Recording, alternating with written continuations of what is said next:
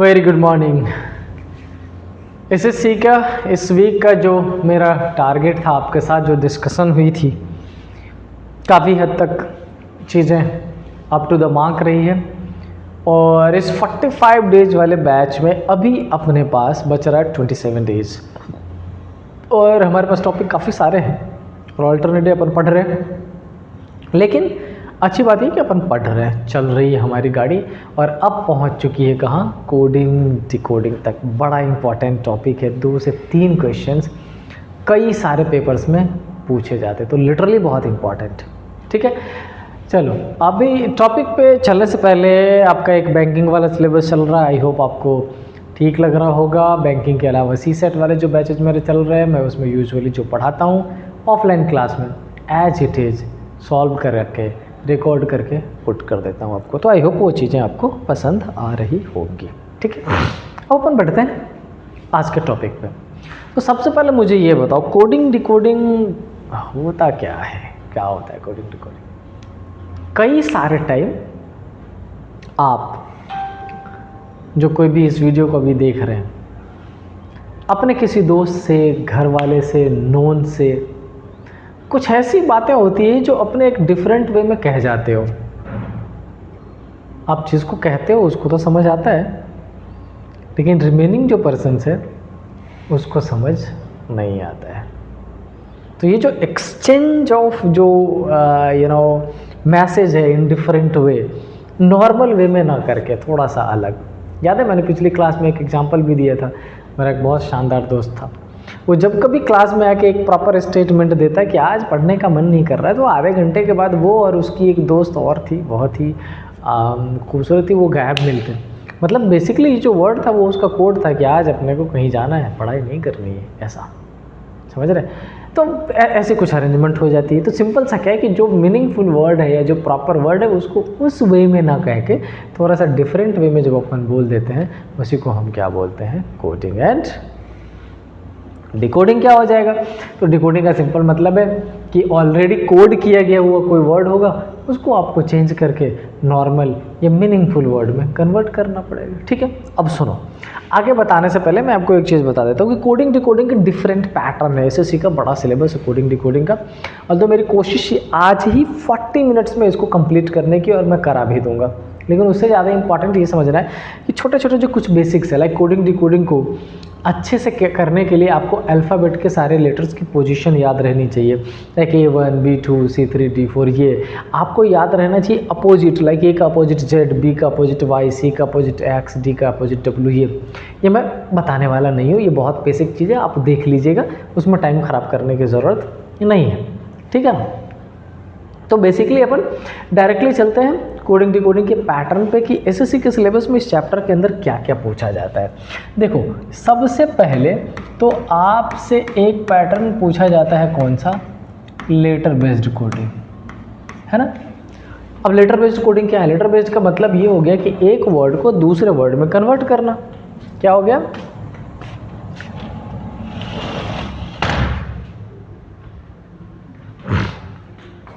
Letter based coding जो है उसका बेसिक मतलब ये हो गया, एक मीनिंगफुल वर्ड को दूसरे वर्ड में कन्वर्ट करना है, जहाँ पे अल्फ़ाबेटिकल लेटर्स का यूज़ किया जाएगा। इसमें कई सारे पैटर्न होते हैं, मैं एक माइंड मैप ही बना रहा हूँ, साथ साथ में आपको आइडिया लग जाएगा। पहला क्या हो सकता है? पहला हो सकता है कुछ एडिशन या सब्ट्रैक्शन करते हैं लेटर में, +1 +2 +3 +4 एंड सो ऑन, डिफरेंट। दूसरा क्या हो सकता है? दूसरा हो सकता है एक्सचेंज कर दे। लेटर में 2 तरीके का एक्सचेंज होता है। कैसा कैसा? एक तो कुछ एडिशन सब्ट्रैक्शन करके फर्स्ट को लास्ट में या लास्ट को फर्स्ट में रख देता है। बताऊंगा मैं, सारी चीज़ें डिटेल्स में बताऊंगा, अभी अपन बस ये देख रहे हैं कि इस टॉपिक में आने वाला क्या क्या है। कुछ एडिशन सब्ट्रैक्शन, और कुछ ऐसा होगा ना जिसमें पहले वर्ड में या जो मेन वर्ड है उसमें जो लेटर्स है, जितने लेटर्स है उसी लेटर का आगे यूज़ किया गया, सिर्फ उस लेटर की पोजीशन को बदल दिया गया। तो एक क्या हो जाएगा? पोजीशन का चेंज कर देना। ठीक है, और दूसरा क्या? पहले कुछ एडिशन सब्ट्रैक्शन करेंगे और तब फिर उसको बदल देंगे। लाइक सपोज कर लो मैंने एक वर्ड लिख दिया लव, LOVE। क्या लिखा मैंने? एक वर्ड लिख दिया ये लव। अब इस L में 1 प्लस करके मैं M यहाँ पे लिख सकता हूँ, लेकिन पॉसिबल ये है कि L में 1 प्लस करके मैं M यहाँ पे लिख दूँ। मैंने इसमें क्या कर दिया, एक्सचेंज कर दिया, फर्स्ट को कहाँ पुट कर दिया लास्ट में, और इसमें मैंने फर्स्ट को कहाँ रखा है, फर्स्ट में। तो लेटर्स में आपको ये दो पैटर्न खासे मिलेंगे, एक तो एडिशन सब्ट्रैक्शन का मिलने वाला है और दूसरा एक्सचेंज का। एक्सचेंज के डिफरेंट पैटर्न है, अपन क्वेश्चन सॉल्व करेंगे उसका, तो धीरे धीरे धीरे धीरे आइडिया आपको लगना शुरू हो जाएगा। पहला तो ये हो गया लेटर्स। अच्छा, दूसरे पैटर्न की बात कर लेते हैं। दूसरे पैटर्न में आपको कन्वर्जन दिखेगा क्या, लेटर्स टू नंबर्स। कैसा दिखेगा, लेटर्स टू नंबर, यानी कि पहले एक वर्ड गिवन होगा, लेकिन जब उसकी कोड की बात करेंगे तो वो वर्ड लेटर में ना होके, वर्ड्स में ना होके, एक नंबर्स में उसका वर्ड दे दिया जाता है। इसके नंबर्स के जो पैटर्न है वो बहुत सारे डिफरेंट है। जब अपन अभी चलेंगे फर्दर उस पर पढ़ने तो मैं आपको बताने वाला हूँ। तो पहला आपका ये लेटर बेस्ड कॉन्सेप्ट हो गया, दूसरा आपका लेटर्स टू नंबर हो गया। थर्ड पैटर्न कोडिंग डिकोडिंग के सेगमेंट में थोड़ा सा डिफरेंट रहेगा। कैसा, जैसे आपने देखा होगा, लिखा होगा कि अगर रेड को ब्लू, ब्लू को ग्रीन, ग्रीन को वाइट और वाइट को कुछ और बोला जाता हो, ये जो पैटर्न होता है इसको बेसिकली क्या बोलते हैं, इसको बोलते हैं सब्स्टिट्यूशनल। क्या होता है ये, सब्स्टिट्यूशनल। सब्स्टिट्यूशनल का बेसिक मतलब क्या हो जाता है, एक वर्ड के बदले में दूसरे वर्ड का यूज़ कर लेना, वो जो सब्स्टिट्यूशनल कोडिंग होगा थर्ड, अपन वो पढ़ेंगे। अच्छा, कोडिंग डिकोडिंग का ही एक और पार्ट है जिसको अपन क्या बोलते हैं, मैट्रिक्स। प्रीवियस ईयर में तो बहुत शानदार रहा है, हर पेपर में दो एक क्वेश्चन पूछे जाते थे। आजकल कभी आते हैं कभी नहीं आते, लेकिन आने की चांसेस हमेशा बने रहते हैं। तो ये हमारे डिफरेंट पैटर्न हैं। एक बार दोबारा मैं रिपीट कर रहा हूँ, पहले आपका लेटर बेस्ड हो जाएगा जिसमें एडिशन, सब्ट्रैक्शन, एक्सचेंज, अलग अलग पैटर्न मिलेगा।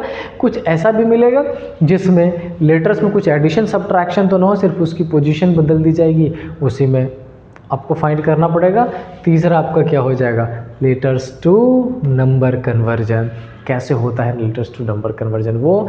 चौथा आप सब्स्टिट्यूशनल पढ़ेंगे एंड फिर मैट्रिक्स पढ़ेंगे। ठीक है, तो चलो चलते हैं अपन फर्स्ट वाले कॉन्सेप्ट पे और देखते हैं फर्स्ट वाले कॉन्सेप्ट में क्या क्या होगा। मैंने इनिशियली आपको बोला है कि इस बार मैं आपको ये नहीं बताने वाला हूँ कि =1 को याद करने का क्या है, अल्फ़ाबेट के लेटर के पोजीशन या रिवर्स वाले को, वो आप खुद ही कर लेना, उसमें कुछ बताने की ज़रूरत नहीं, याद कराने की ज़रूरत नहीं। आई होप आप वो कर लोगे, इतना बड़ा फंडा है, उसमें कुछ एज सच नहीं है। ठीक है, चलो आते हैं डायरेक्टली क्वेश्चन पे, और ये रहा first question. First question suppose कर लो मैंने लिखा इफ कोडिंग इक्वल टू, कुछ भी लिख दे, कोडिंग इक्वल टू, अगर मैंने ऐसा लिख दिया DNEHO,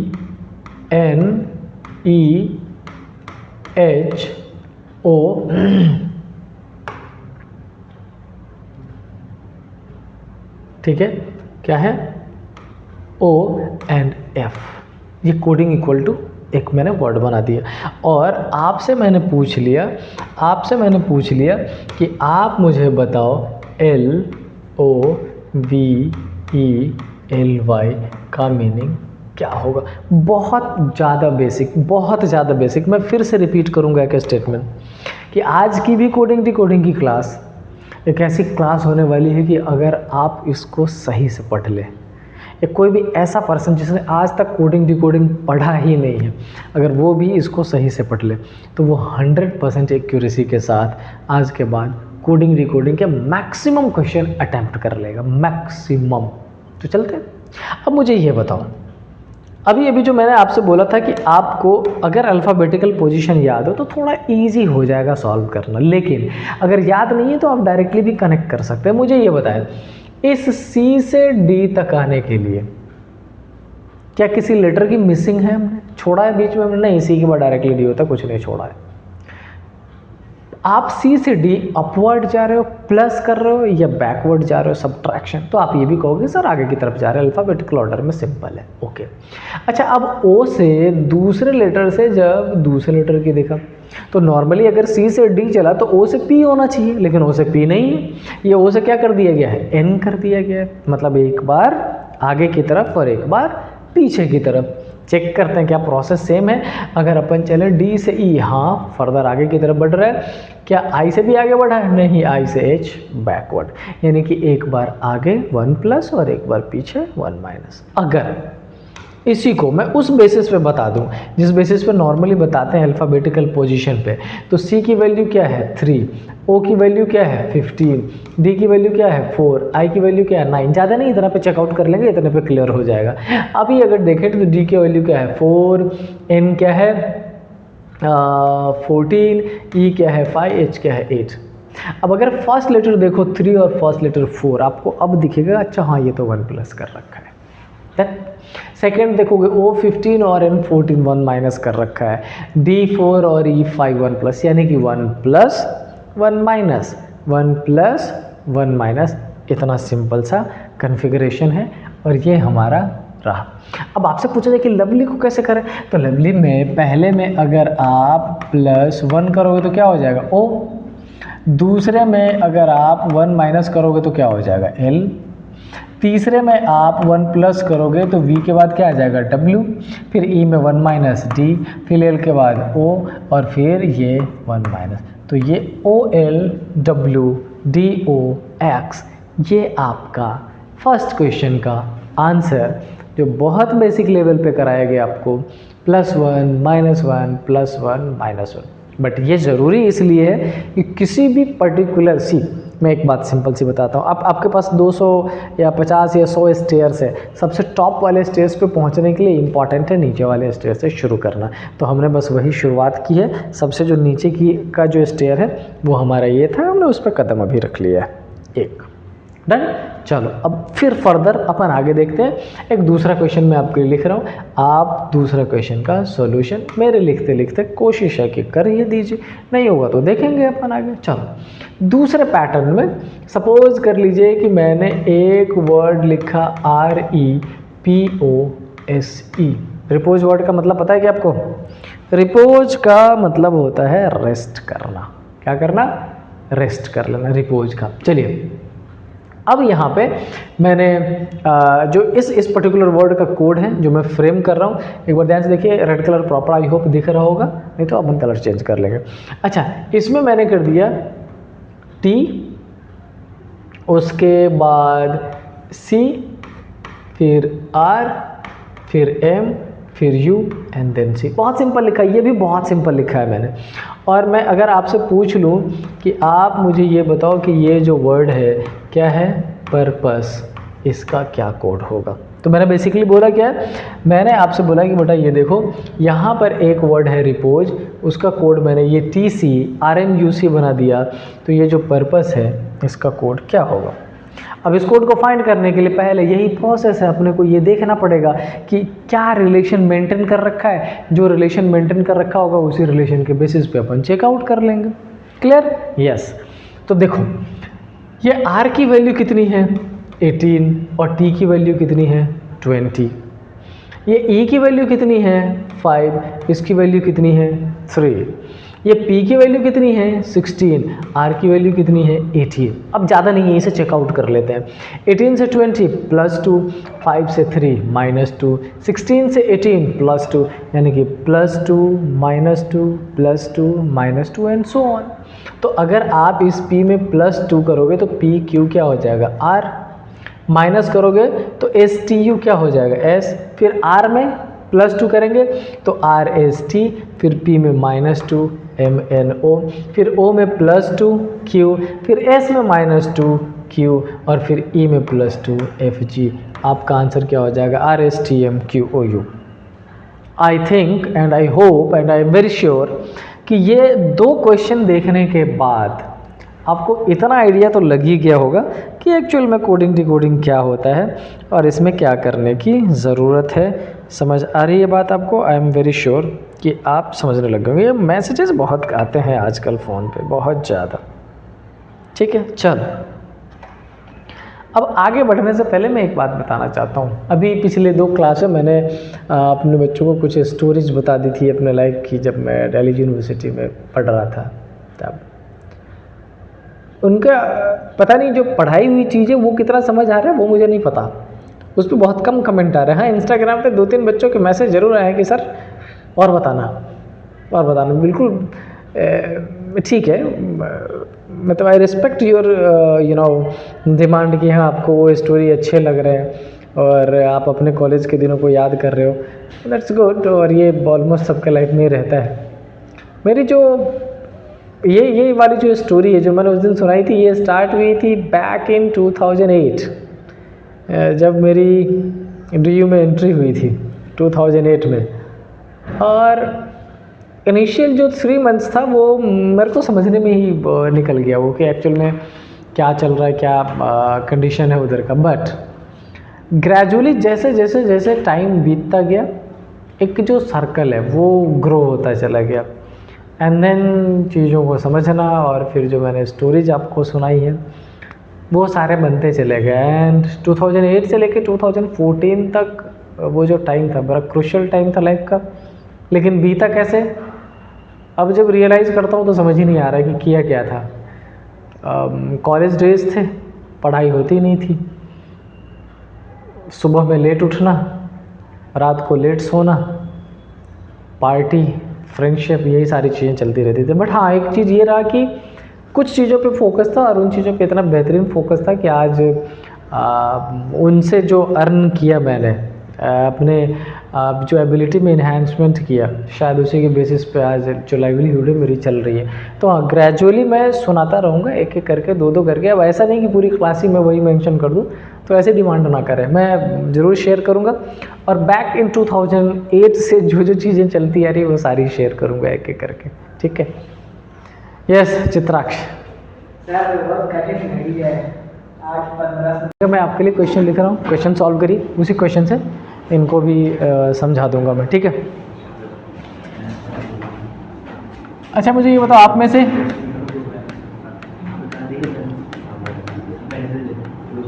किसी को इस वर्ड का मतलब पता है? अपोजिट नहीं, उल्टा तो होता है। अपोजिट अल्फाबेट में अपोजिट, ए का जेड, बी का वाई, CX, DW, MN, ऐसा। मतलब ये कि अल्फ़ाबेट में फर्स्ट लेटर स्टार्टिंग से और लास्ट लेटर एंड से वो अपोजिट हो जाता है। इस पे एक पैटर्न है जिस पे कुछ क्वेश्चन आता है, मैं वो क्वेश्चन लिखवा रहा हूँ, ट्राई करना साथ साथ में, फिर अपन सॉल्यूशन इसका करेंगे। फर्स्ट ऐसा है, ये लो फर्स्ट क्वेश्चन में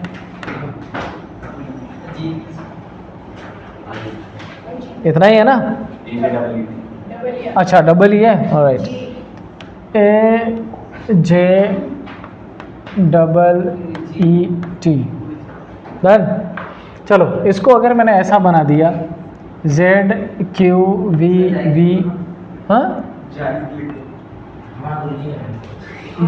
क्या नाम है? जैसे गुरु जी हैं, चलो ठीक है। अगर ये अजीत इक्वल टू ये लिखा गया तो मुझे ये बताओ इसका क्या नाम है? तो इसका क्या मतलब हो जाएगा? चलिए कोशिश करिए और जल्दी कोशिश करना, within 30 seconds. H very good.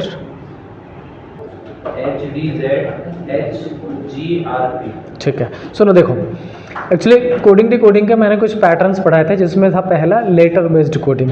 Letter based में होता क्या है, एक लेटर का कन्वर्जन दूसरे लेटर में, उसमें 2-3 पैटर्न होता है। कई सारे टाइम एडिशन सब्ट्रैक्शन हो जाता है, कई सारे टाइम एक्सचेंज होता है और कई सारे टाइम अपोजिट होता है। होता है क्या वो समझो, ये जो पैटर्न है आपका ये टोटली बेस्ड है अपोजिट पे। अपोजिट का मतलब क्या होता है, अल्फ़ाबेट का फर्स्ट लेटर A है और लास्ट लेटर क्या है? Z। वैसे ही ये सेकेंड लेटर B और सेकेंड लास्ट लेटर क्या है? Y। सेम पैटर्न मैंने रखा है यहाँ पर, A का अपोजिट Z, J का Q, E का V, E का V और T का डायरेक्ट। मतलब क्या करना चाह रहे हो? और मेथड ऐसा हो सकता है कि आप यहाँ पर लिखो 1, यहाँ पर लिखो 26, इन दोनों का एडिशन 27, फिर यहाँ पे 10, J10 और Q17, इन दोनों का एडिशन 27। एक पैटर्न ये है, कि उसमें जिस लेटर को ऐड करोगे उसका एडिशन कितना होना चाहिए 27। अब यहाँ पर ये S 19 है, अगर आपको डायरेक्टली अपोजिट याद है तो S इक्वल टू H कर दोगे, ये W है, W का अपोजिट D हो जाएगा। हाँ 19 में कितना ऐड करेंगे 8, 19 और 8 27, 8 पे कौन सा आ जाएगा H। ये यहाँ पर W कितना है 23 और D क्या है 4, 23 + 4 27, एग्जैक्टली सेम है। इसलिए बोला जाता है कि अपोजिट अगर याद ना हो तो ध्यान रखना है कि किसी भी दो लेटर का एडिशन अगर 27 हो जाता हो इसका मतलब वो एक दूसरे का अपोजिट हो जाता है, बस वही अपोजिट की कंडीशन है। अच्छा अब ये A का अपोजिट फिर से क्या हो जाएगा Z, S का H, T का G, I का R और K का P, ये आपका अपोजिट का पैटर्न बहुत सिंपल सा होता है। चलो एक क्वेश्चन और करते हैं सेम का। एक नया नाम, पता नहीं आपके सर्कल में है कोई कि नहीं। हाँ अच्छा चलो ये है S H V K F I। तो आपको फाइंड करना है D A K S H।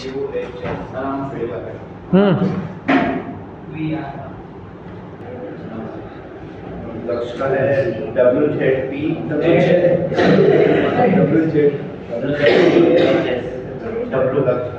आ गया, ठीक है। SHP, very good. समझो इधर ध्यान से देखो, यहाँ पर भी पैटर्न अपोजिट ही है। SR का अपोजिट क्या होता है I, लेकिन जब मैंने R का अपोजिट I लिखा, ठीक है, R का अपोजिट I लिखा तो मैंने उसके सामने मेंशन नहीं किया, उसको एक्सचेंज कर दिया है। ये R का अपोजिट क्या है I, फर्स्ट का कहाँ रखा है लास्ट।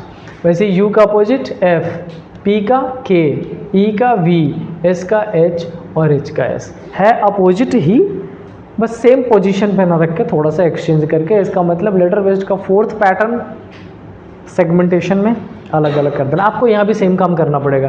H का अपोजिट क्या है S, S का अपोजिट H, K का P, A का Z और D का W, ये आपका करेक्ट आंसर हो जाएगा।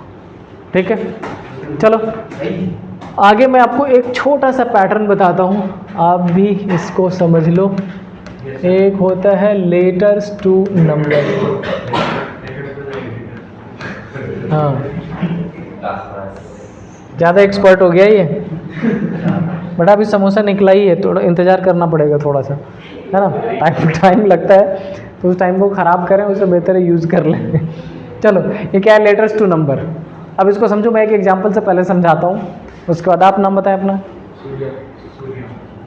SURYAM। सुनो, इसके टोटल नंबर से लेटर में 3 डिफरेंट पैटर्न पॉसिबल है। पहला तो ये पॉसिबल है कि ये 1921 1825 दूसरा पॉसिबल है ये 139714, और नेक्स्ट एक पॉसिबिलिटी है 8 6 9 2 26 एंड 14। इसमें से हो सकता है कुछ चीज़ें आपको बहुत इजीली समझ में आ जाए और कुछ चीज़ें थोड़ी सी मुश्किल लगे, लेकिन मैं चाहता हूँ कि पहले आप ट्राई करो। हाँ बेटा,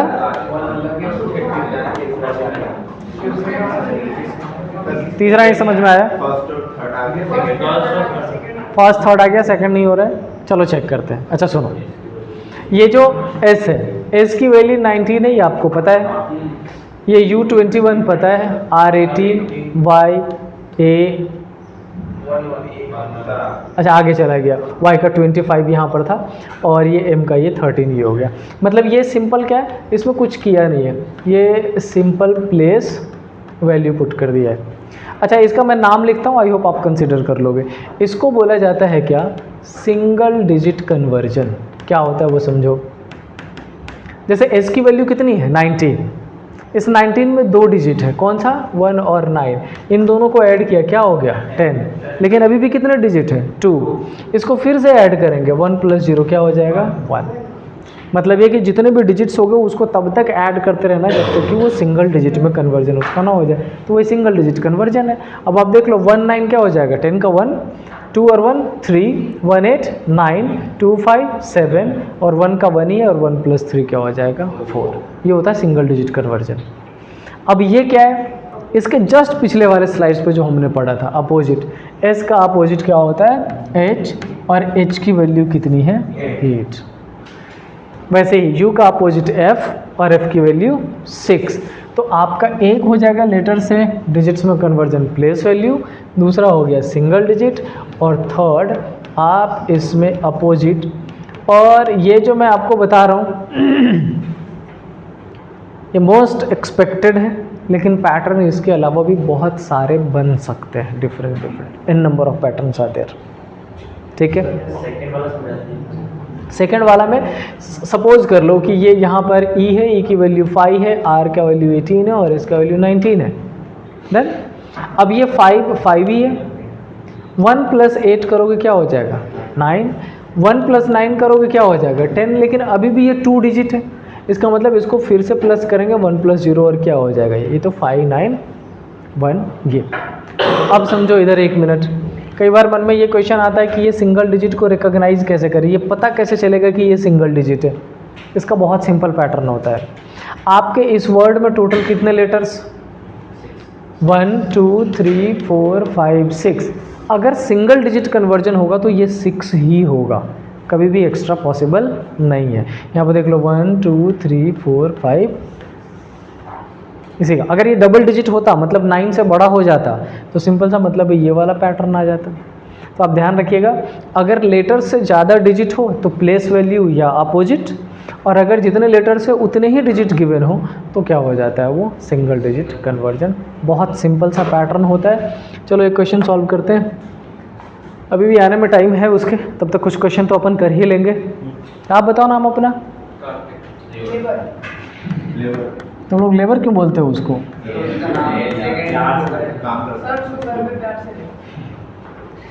मुझे ले रहे देख रहे चलो ठीक है। अच्छा, इसकी वैल्यू मैं कुछ ऐसा कर देता हूँ,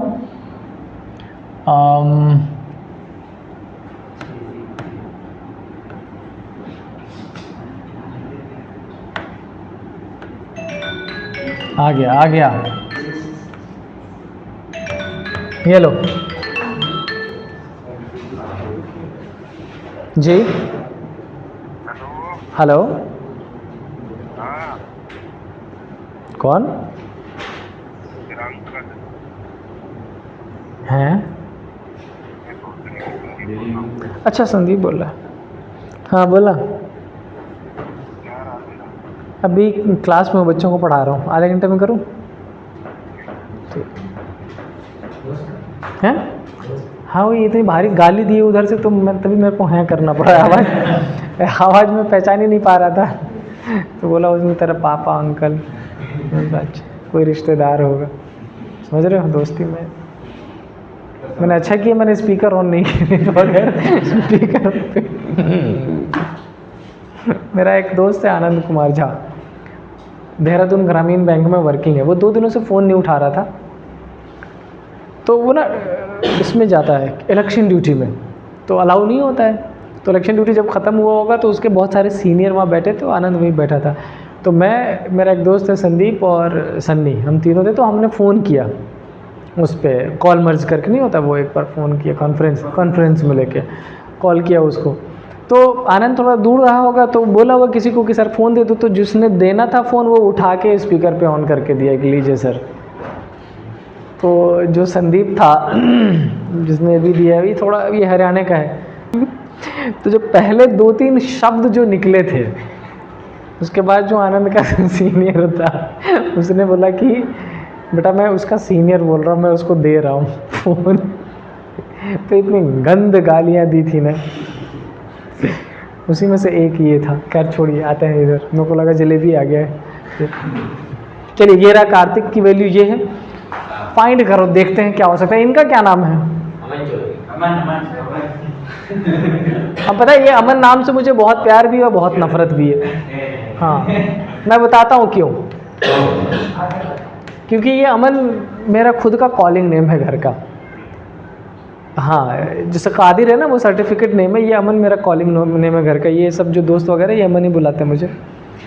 इस नाम से जहाँ कहीं भी मैं जाना गया हूँ, मैं बहुत नेगेटिव रहा हूँ उधर, और जहाँ कहीं भी मैं कादिर नाम से जाना गया हूँ मैं बड़ा पॉजिटिव रहा हूँ उधर। ऐसा। चलिए ट्राई करिए, इसका आंसर बताइए। Very good. इतना जल्दी, वेरी गुड। मतलब लॉजिक बहुत शानदार रिकग्नाइज किया है।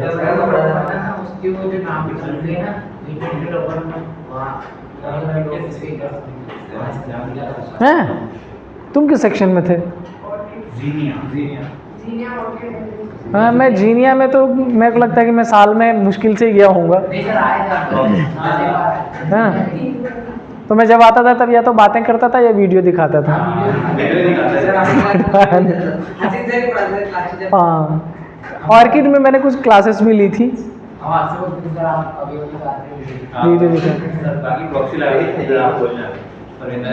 परविंदर मैम से मेरी बात हो गई थी, जहाँ मेरी क्लास और तुरंत परविंदर मैम, वो क्लास टीचर थी ना तुम्हारी।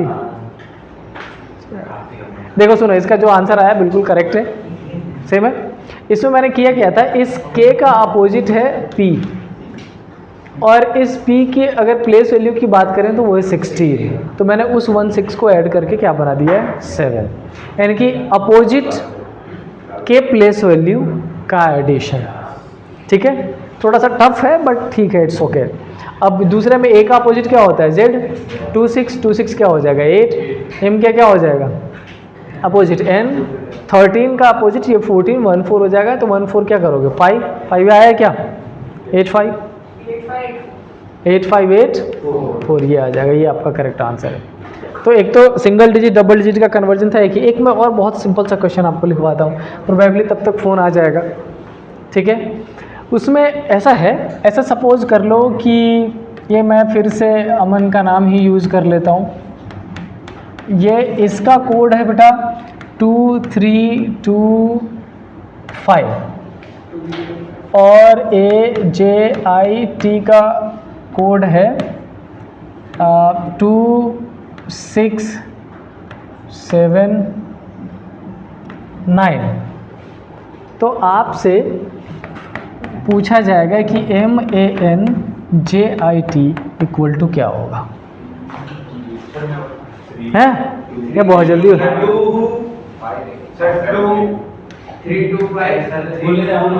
उसको बोलने दो, उसका पहली बार आंसर आया है। यस सर 32 हाँ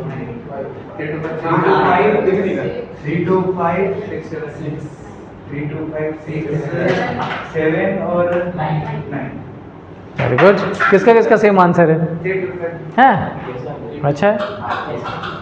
अच्छा, इसमें बेसिकली किया गया था, इस A और इस J से रिलेटेड कोई वैल्यू लिया नहीं था मैंने, है ना। जो लेटर जिस पोजीशन पर है उसकी वो वैल्यू है। तो A इक्वल टू क्या है 2, M equal to 3, A equal to 2 और N इक्वल टू 5। वैसे ही यहाँ पर A इक्वल टू 2 आप इसको कनेक्ट कर लोगे, बाकी पता चल जाएगा। जो जिसके नंबर पर है उसकी पोजीशन पुट कर दीजिए, ये आपका हो जाता है कोडिंग डिकोडिंग का दूसरा पैटर्न। JIT का तो वही 679, तो यहाँ पे ये 679 कर दोगे और MAN ऊपर ही है तो 325 679, है ना। चलो हाँ, अच्छा देखो 5 मिनट में अगर नहीं आता तो फ़ोन करो। आपका लंच वो डिनर कितने बजे होता है? 8, तो टाइम है अभी, आधे घंटे में डाइजेस्ट कर लोगे फिर आराम से, हैं। चलो देखो, नहीं दिक्कत ये ना कि 8 बजे से पहले मुझे छोड़ना ही पड़ेगा आपको, नहीं तो फिर क्यों? अच्छा चलो ठीक है। देखो तो नया पैटर्न, एक लास्ट पैटर्न मैं बताता हूँ इसका। वैसे इसमें 2 चीज़ें बची हैं, एक को बोलते हैं सब्स्टिट्यूशनल, बहुत सिंपल है, और एक को बोलते हैं ये मैट्रिक्स। ये पहले भी अगर मैंने पढ़ाया होगा आप में से किसी को तो पढ़ा दिया होगा। सुनो, सब्स्टिट्यूशन क्या होता है ये समझो। सब्स्टिट्यूशनल कोडिंग में ऐसा रहता है, if red equal to yellow equal to blue, blue equal to green और ग्रीन इक्वल टू रेड। तो जो लीव्स का कलर है वो कौन से कलर का होता है? ग्रीन इक्वल टू क्या? ग्रीन इक्वल टू कुछ तो था है। चलो ऐसा लिखते हैं, सुनो देखो, if table equal to bench, bench equal to fan, fan equal to chair और चेयर इक्वल टू बेड और बेड इक्वल टू टेबल। अगर ऐसा कुछ दे दिया जाए, ये मैंने 5 ही लिखे हैं, 5 से ज़्यादा रहता है, 8-8 7-7 लिखा हुआ रहता है रैंडम। अगर इसमें मैं आपसे ये क्वेश्चन पूछ लूँ कि आप मुझे ये बताओ कि अपन सोते कहाँ हैं? चेयर पे। अच्छा सुनो, अब सुनो, कुछ ने कहा चेयर पे, कुछ कह रहे हैं टेबल पे। अपन इसको नहीं देखेंगे, ये चेयर इक्वल टू बेड है। अगर अपन चेयर पे सोते तो अपन कुछ और बोलते, अपन सोते एक्चुअल में कहाँ पर है? बेड पे, और बेड का नाम क्या बोला है? टेबल। तो करेक्ट आंसर क्या हो जाएगा? टेबल। ये बहुत सिंपल है, बहुत सिंपल होता है ये। हैं? पंखे में सोता है, पंखे पर सोते हैं? नहीं, बेंच पे तो सोते हैं, ठीक है, बट ओरिजिनल सोने के लिए तो बेड का ही यूज अपन करते हैं ना, है ना। अभी तुम्हें पता नहीं चलेगा, अभी तुम थोड़ा वेट करो। चलो सुनो, एक क्वेश्चन और बताओ। वाइट इक्वल टू रेड, बोलते रहो। Red equal to green, green equal to बेटा ग्रे कुछ नहीं होता है, ब्लू, और blue equal to blue equal to white. तो मुझे ये बताओ मिल्क का कलर क्या होता है? कैसे पता रेड?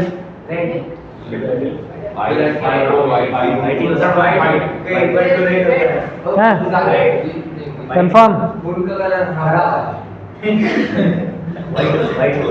क्या गिवन है? वाइट का कलर क्या होता है ना? बहुत सिंपल सा है ना।